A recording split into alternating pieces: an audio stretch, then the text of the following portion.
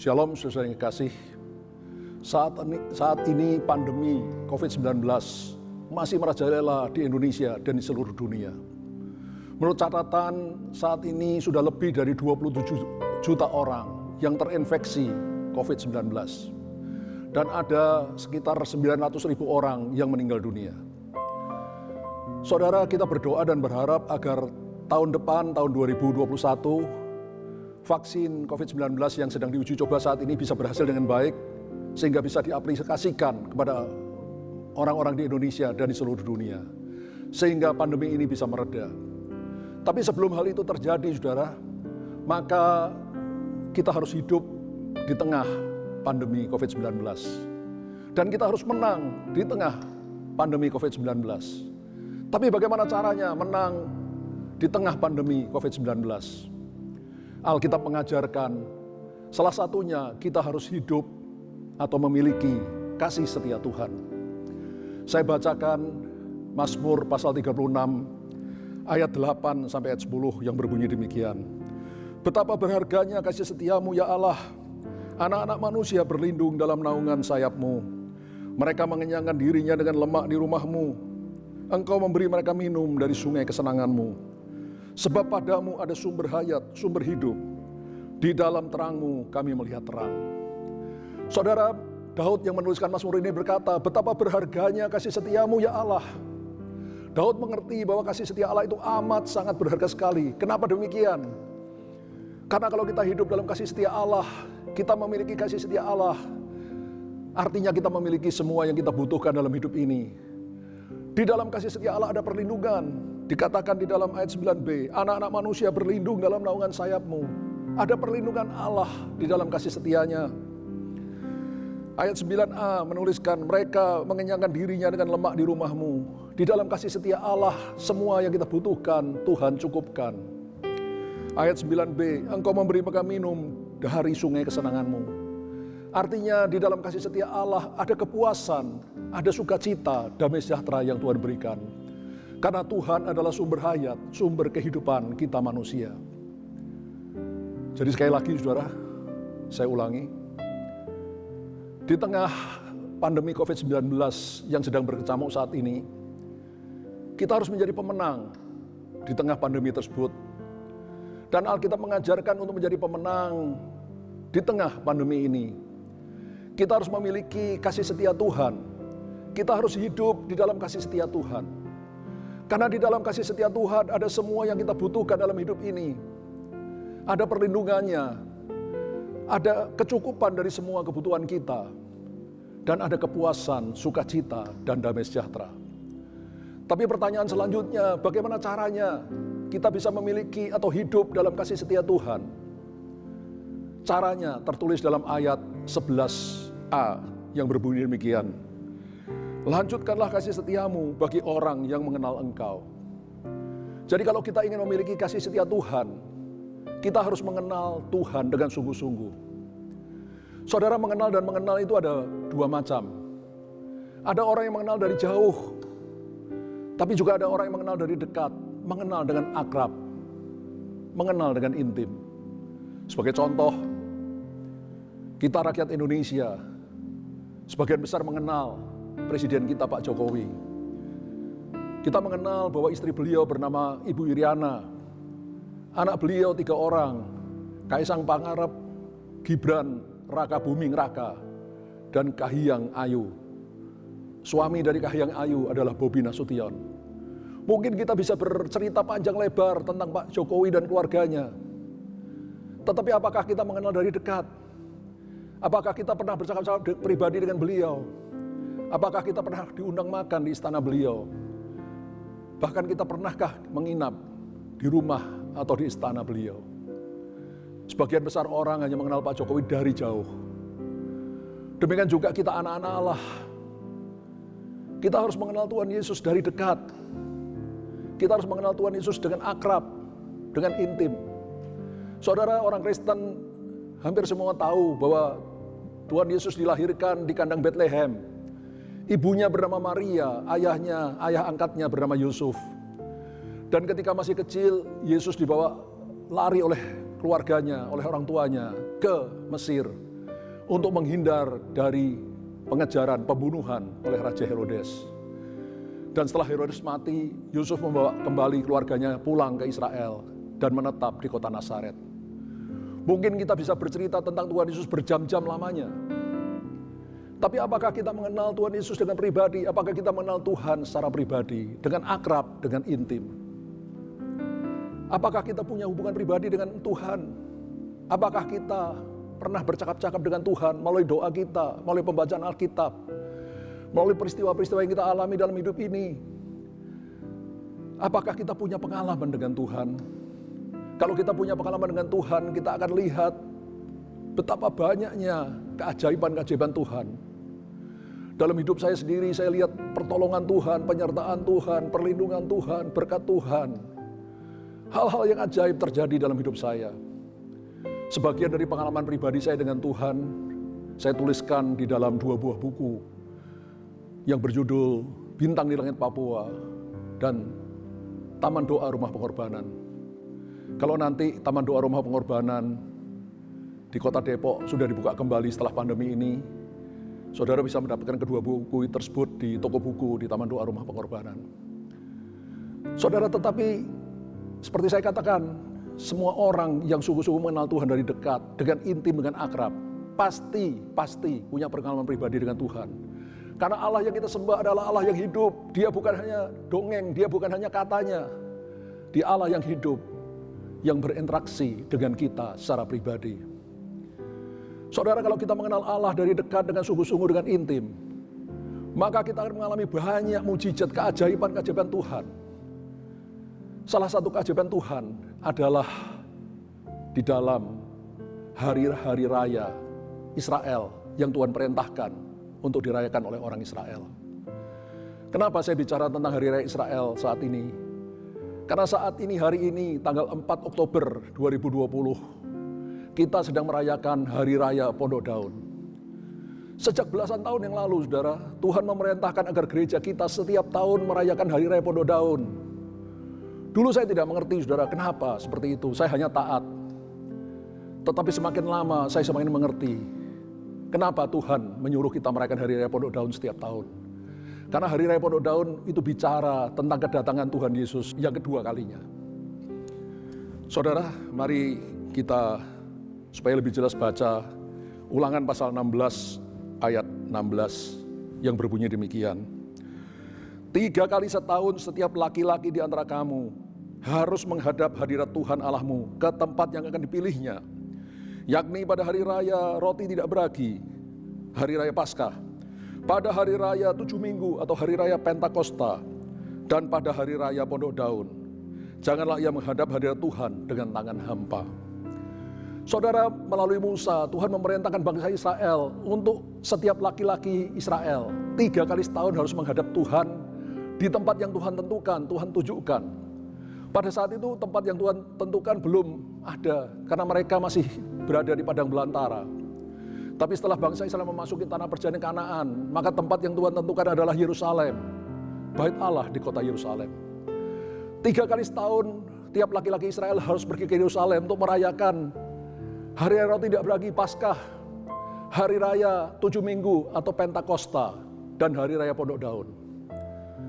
Saudara, 3 hari raya ini, utama ini terdiri dari 7 hari raya Israel. Yang pertama adalah hari raya Paskah itu sendiri. Kedua, hari raya roti tidak beragi. Yang ketiga, hari raya buah sulung. Ketiga hari raya ini adalah termasuk hari raya Paskah atau roti tidak beragi. Hari raya yang keempat adalah hari raya Pentakosta atau hari raya 7 minggu. Lalu hari raya yang kelima adalah hari raya peniupan sangkakala atau Rosh Hasanah. Hari raya yang keenam hari raya pendamaian atau Yom Kippur. Dan hari raya yang ketujuh adalah hari raya Pondok Daun atau Sukkot. Saudara, 4 hari raya yang pertama sudah digenapi dalam perjanjian baru. Saudara, Paskah pertama terjadi ketika Tuhan mengeluarkan bangsa Israel dari tanah perbudakan di Mesir. Pada waktu itu Tuhan memerintahkan setiap keluarga Israel untuk menyembelih seekor anak domba jantan yang tidak bercacat celah. darahnya ditampung, lalu dilaburkan di ambang atas dan di tiang kiri dan kanan pintu depan rumah mereka. Dan pada malam hari itu malaikat maut melintasi seluruh tanah Mesir. Dan setiap rumah yang tidak ada tanda darah di pintu depannya, malaikat maut akan masuk dan membunuh semua anak sulung di dalam rumah itu. Dari anak sulung manusia sampai anak sulung hewan. Hanya rumah-rumah yang ada tanda darahnya, malaikat maut akan lewat. Tidak ada kematian di dalam rumah itu. Paskah pertama ini sudah digenapi 2000 tahun yang lalu. Ketika Tuhan Yesus, anak domba Paskah yang sebenarnya, mati tergantung di atas kayu salib. Pada saat itu Paskah sudah digenapi. Kematian Tuhan Yesus di atas kayu salib itu terjadi tepat pada hari Paskah Yahudi. Ini luar biasa sekali, saudara. Dan kemudian perayaan yang kedua yang Tuhan perintahkan orang Israel adalah hari raya roti tidak beragi. Pada hari raya tersebut orang Israel harus membuang semua ragi dari rumah mereka yang melambangkan dosa. Dan kemudian mereka harus makan roti yang tidak beragi. Saudara, tepat pada hari raya roti tidak beragi 2000 tahun yang lalu, Tuhan Yesus mati dan dikuburkan di kuburan milik Yusuf dari Arimatea sebagai roti yang tidak beragi. Karena Yesus adalah satu-satunya manusia yang pernah hidup di atas muka bumi yang tidak ada ragi dosa sama sekali. Hari raya ketiga adalah buah sulung, yang bagi kita orang Kristen adalah hari Minggu Paskah, hari kebangkitan Tuhan Yesus dari antara orang mati. Saudara, tepat pada hari raya buah sulung 2000 tahun yang lalu, Tuhan Yesus bangkit dari antara orang mati sebagai buah sulungnya Allah yang pertama kali bangkit dari kematian. Hari raya yang keempat adalah hari raya Pentakosta. Pentakosta pertama terjadi ketika setelah Tuhan mengeluarkan bangsa Israel dari tanah perbudakan di Mesir. Tuhan membawa mereka ke Gunung Sinai. Dan tepat pada hari raya Pentakosta, Tuhan memberikan 10 perintah Allah kepada bangsa Israel yang ditulis di atas 2 loh batu. Hari raya Pentakosta sudah digenapi 2000 tahun yang lalu. Tepat pada hari raya Pentakosta, yaitu 10 hari setelah Tuhan Yesus naik ke surga.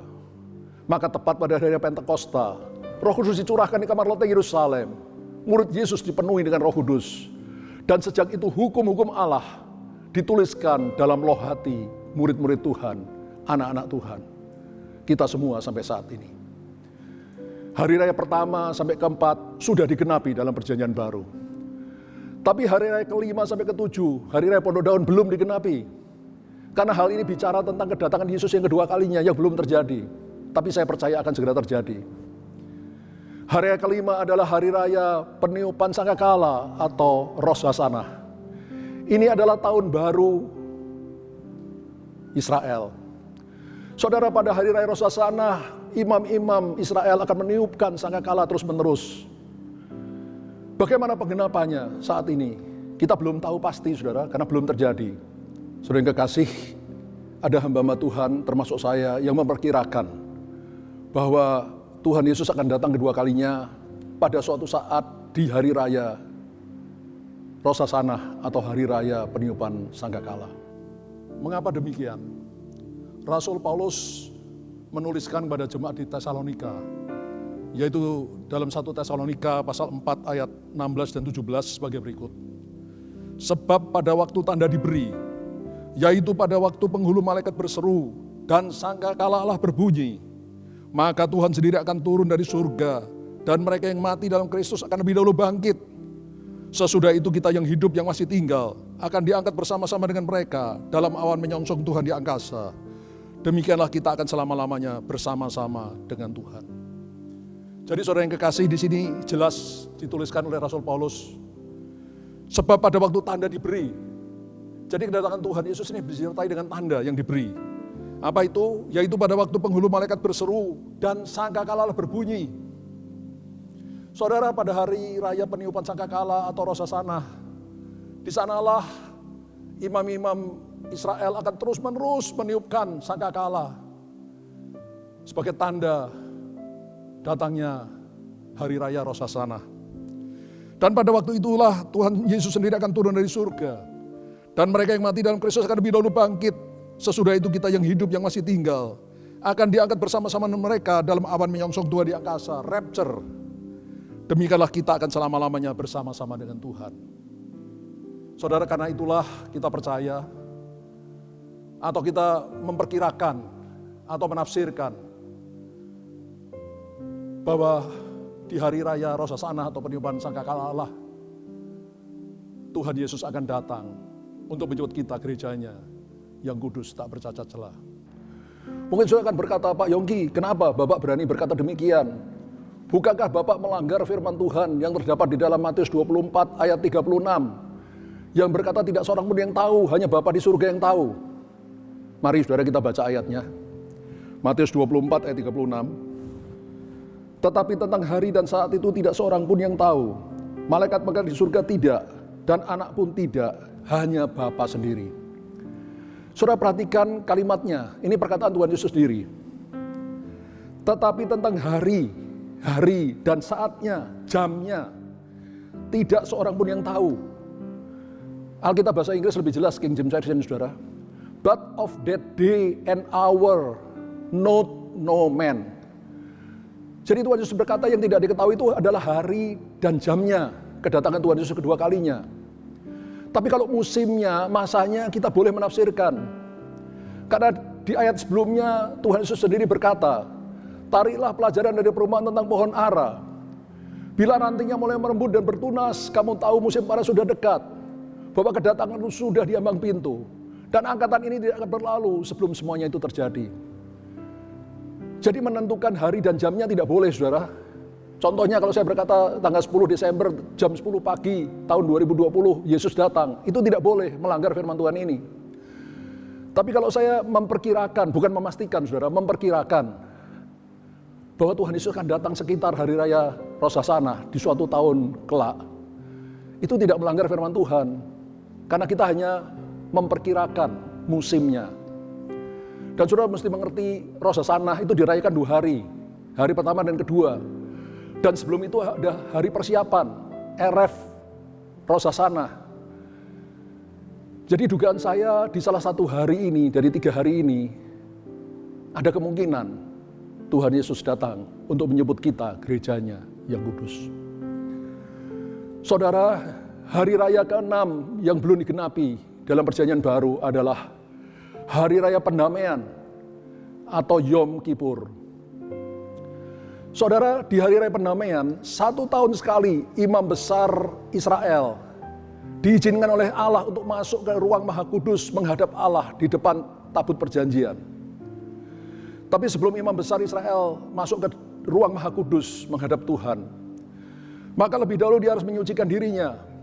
Lalu dia harus menyembelih seekor lembu jantan muda, darahnya ditampung, lalu dibawa masuk ke ruang Maha Kudus dan dipercikan di atas tutup tabut perjanjian untuk pengampunan dosa dirinya dan keluarganya. Setelah itu imam besar akan keluar lagi dari ruang Maha Kudus ke halaman Bait Allah. Di halaman Bait Allah sudah ada 2 ekor kambing jantan. Pada 2 ekor kambing jantan ini buang undi. 1 terkena undi untuk Allah, 1 terkena undi untuk Asasel. Asasel itu penyebab dosa. Kambing jantan yang terkena undi untuk Allah disembelih, darahnya ditampung, lalu imam besar Israel untuk kedua kalinya masuk ke ruang Maha Kudus, memercikkan darah kambing jantan di atas tutup tabut perjanjian untuk pengampunan dosa seluruh bangsa Israel. Sesudah itu dia akan keluar kembali ke halaman Bait Allah. Dia menumpangkan tangannya di atas kepala kambing jantan untuk Asasel, meletakkan semua dosa bangsa Israel yang belum dilakukan, diletakkan di atas kepala kambing jantan untuk Asasel. Lalu kambing jantan itu dibawa oleh orang ke padang gurun untuk dilepaskan di sana, mati di padang gurun dan tidak pernah kembali lagi. Saudara, dulu saya tidak mengerti kenapa hari raya Yom Kippur ini begitu rumit, saudara. Bahkan ada 2 kambing jantan, apa maksudnya? Tapi sekarang saya mengerti dan saya sangat bersuka cita. Saudara, ternyata ini bicara tentang karya Kristus di atas kayu salib. Karya Kristus di atas kayu salib bukan hanya menebus dosa kita, mengampuni dosa kita, tetapi juga sekaligus membuang penyebab dosa kita. sehingga membuat kita tidak bisa berdosa lagi. Mungkin saudara masih bingung, saya jelaskan. Waktu saudara dan saya menerima Yesus sebagai Tuhan Juru Selamat, lahir baru, dosa kita diampuni, dosa kita dihapuskan. Tapi saya mau tanya, setelah lahir baru, saudara dan saya masih berdosa enggak? Masih, saudara. Kita harus minta ampun lagi, berdosa lagi, minta ampun lagi. Kenapa? Karena penyebab dosa belum mati dalam hidup kita, masih ada. Itu sebabnya kalau kita tidak waspada, kita bisa jatuh kembali dalam dosa. Tapi kematian Yesus di atas kayu salib bukan hanya menghapus dosa kita, tapi juga membuang penyebab dosa. Kambing jantan untuk Azazel itu menggambarkan penyebab dosa. Itu harus dibuang, mati di padang belantara, tidak pernah kembali lagi. Saudara, beberapa tahun yang lalu, Tuhan menunjukkan kepada saya keajaiban firman-Nya. Bagaimana dosa bukan hanya diampuni, dihapus, tapi juga dibuang, penyebab dosa dihilangkan. Untuk itu marilah kita melihat Alkitab kita, 1 Korintus pasal 15, ayat 54 sampai 56, yang berbunyi demikian. Dan sesudah yang dapat binasa ini mengenakan yang tidak dapat binasa, dan yang dapat mati ini mengenakan yang tidak dapat mati, maka akan genaplah firman Tuhan yang tertulis, maut telah ditelan dalam kemenangan. Hai maut, di manakah kemenanganmu? Hai maut, di manakah sengatmu? Sengat maut ialah dosa, dan kuasa dosa ialah hukum Taurat.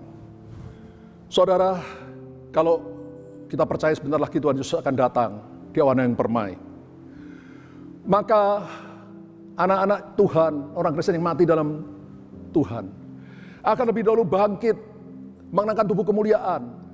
Lalu kita yang masih hidup, diubah dengan tubuh kemuliaan. Lalu bersama-sama kita akan rapture, menyongsong Tuhan di angkasa. Saudara, pada waktu yang bisa mati ini, tubuh, darah dan daging yang bisa mati ini, mengenakan yang tidak dapat mati, seperti kata firman Tuhan tadi, yaitu tubuh kemuliaan, tubuh seperti tubuhnya Yesus ketika bangkit dari orang mati. Maka pada saat itu firman Tuhan berkata, dan sesudah yang dapat binasa ini mengenakan yang tidak dapat binasa, dan yang dapat mati ini mengenakan yang tidak dapat mati. Maka pada waktu itu genaplah firman Tuhan yang tertulis, maut telah ditelan dalam kemenangan.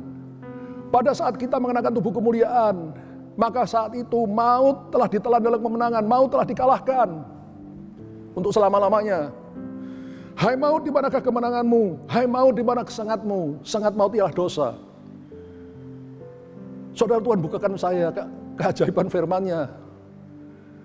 Pada waktu kita mengenakan tubuh kemuliaan, saat itu maut telah dikalahkan untuk selama-lamanya, termasuk sengat maut, yaitu dosa telah dikalahkan untuk selama-lamanya.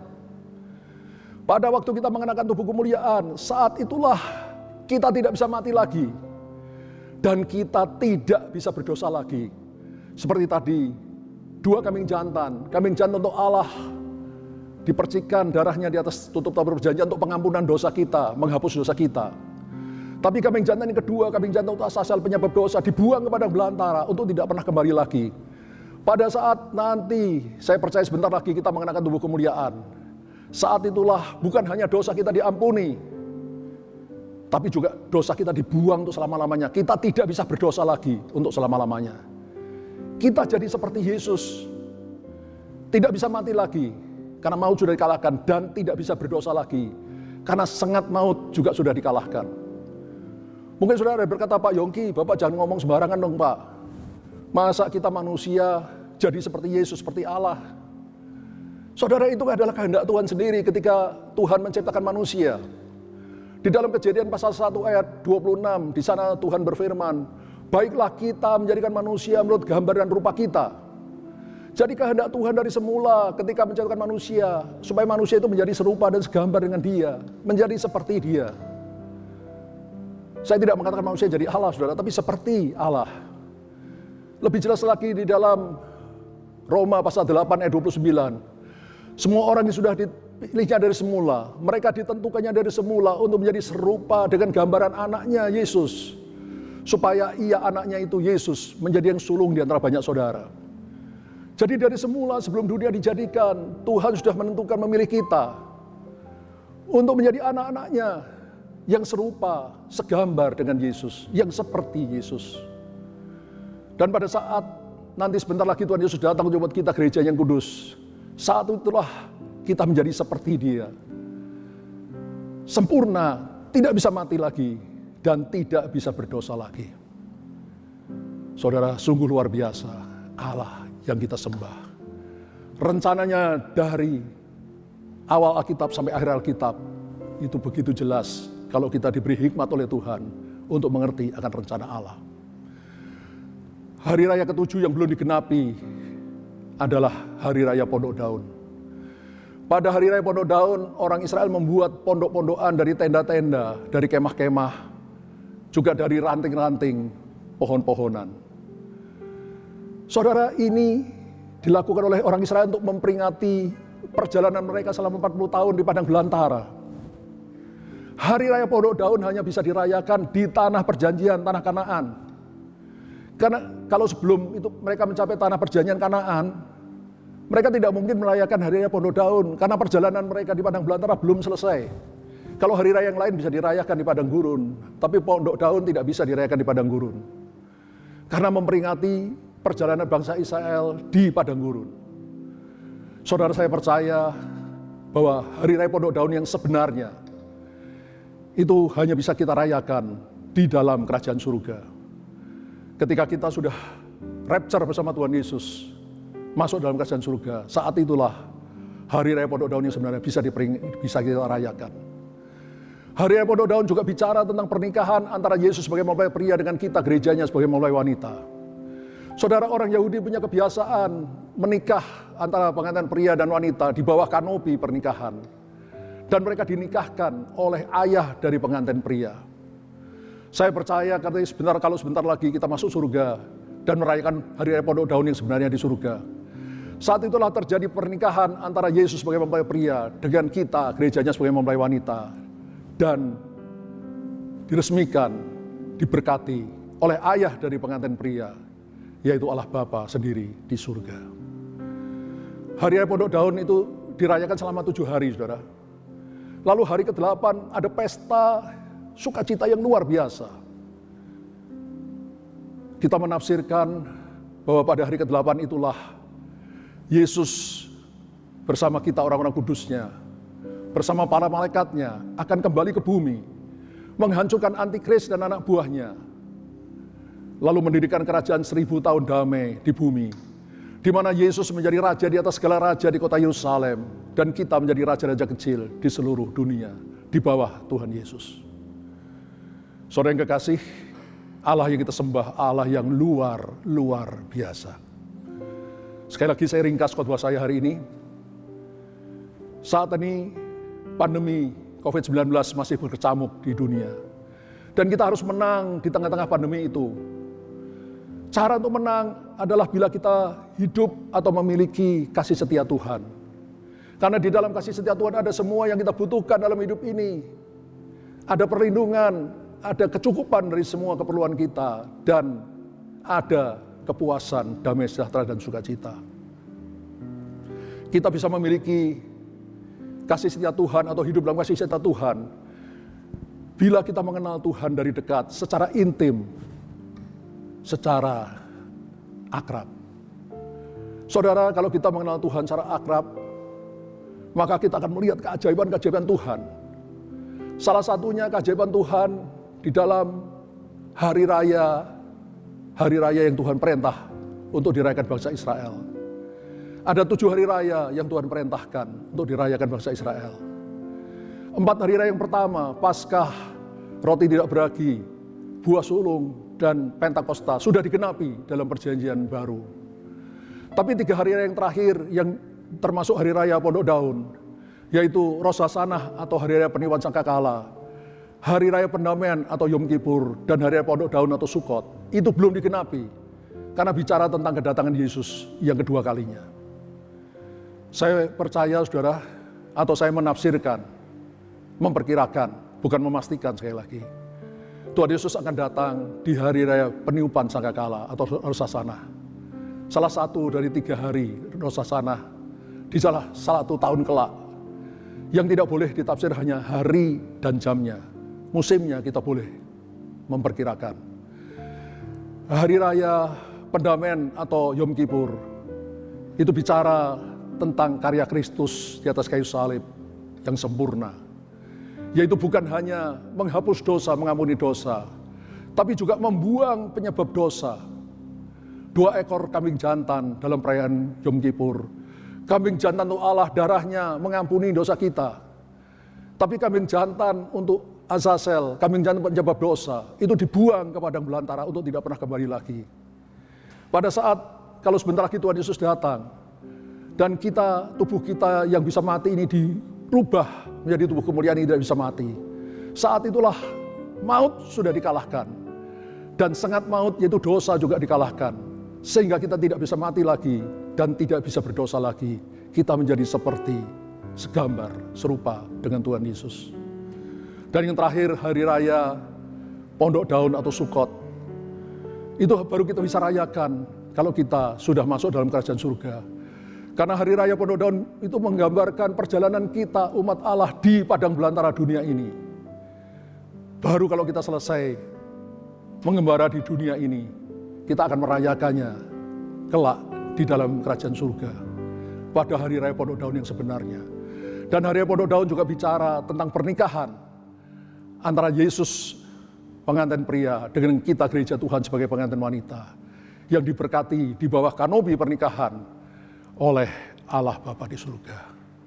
Setelah itu Tuhan Yesus akan datang kembali ke dunia bersama kita orang kudus dan malaikatnya, menghancurkan antikris dan mendirikan kerajaan 1000 tahun damai.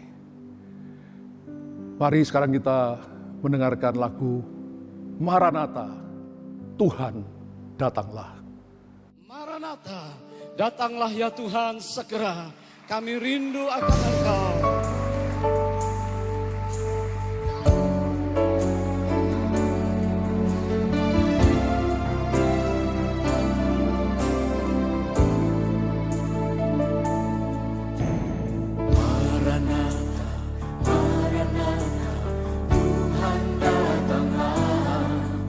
Persiapkanlah dirimu, sambut kedatangannya.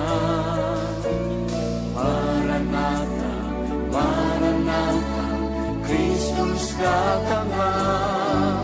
Hari itu, hari yang termulia. Haleluya, Haleluya, Tuhan datanglah dalam kemuliaan-Nya. Bersama para tebusan, sambutlah Dia, Raja. Segala suku, kaum dan bahasa, nyanyi sembah Sang Raja. Ya Yesus, Maranatha datanglah.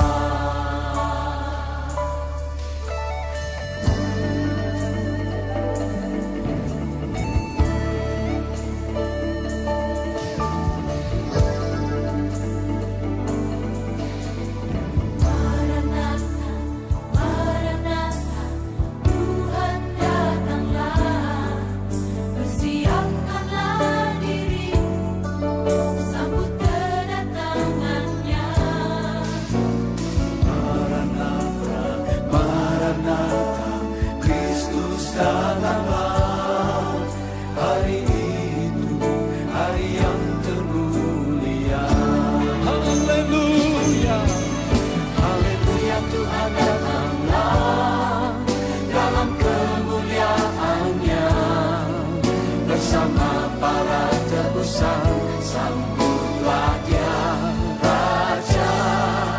Segala suku, kaum dan bahasa, nyanyi sembah Sang Raja.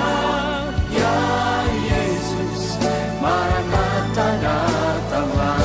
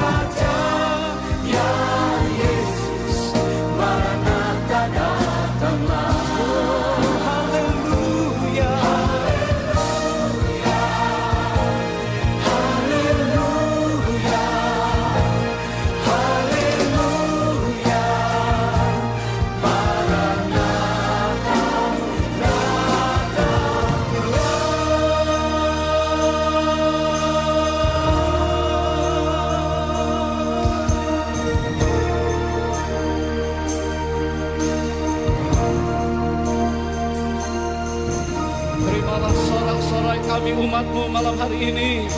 Doa kami segala bangsa akan datang kepada Engkau. Yesus adalah Tuhan.